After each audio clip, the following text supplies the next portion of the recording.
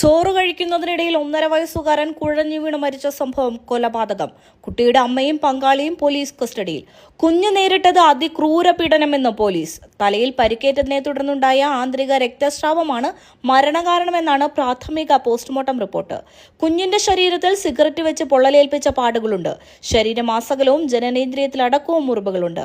സംഭവത്തിൽ നെടുമങ്ങാട് സ്വദേശികളായ അഖില, അഷ്കർ എന്നിവരാണ് കസ്റ്റഡിയിലായത്. രണ്ടാനച്ഛൻ അഷ്കർ 1.5 വയസ്സുള്ള കുഞ്ഞിനെ നിരന്തരം ഉപദ്രവിക്കുമായിരുന്നുവെന്ന് ബന്ധുക്കളും പോലീസിൽ മൊഴി നൽകിയിട്ടുണ്ട്. 1 മാസം മുൻപ് അഷ്കർ കുഞ്ഞിന്റെ കൈയടിച്ചൊടിക്കുകയും വിഷയത്തിൽ നെടുമങ്ങാട് പോലീസിൽ പരാതി നൽകുകയും ചെയ്തിരുന്നു. അമ്മത്തൊട്ടിലിൽ ഏൽപ്പിക്കാൻ ഒരുങ്ങിയപ്പോൾ കുഞ്ഞിനെ സംരക്ഷിച്ചു കൊള്ളാമെന്ന് മുത്തച്ഛൻ പറഞ്ഞെങ്കിലും കേട്ടില്ലെന്നും ബന്ധുക്കൾ പറയുന്നു.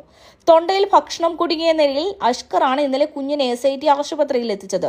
എന്നാൽ പിന്നീട് മരണം സംഭവിക്കുകയായിരുന്നു. തുടർന്ന് ഇൻക്വസ്റ്റിൽ കുഞ്ഞിന്റെ ശരീരത്തിൽ മർദ്ദനത്തിന്റെ പാടുകൾ കണ്ടെത്തിയതോടെയാണ് ക്രൂരത പുറത്തായത്.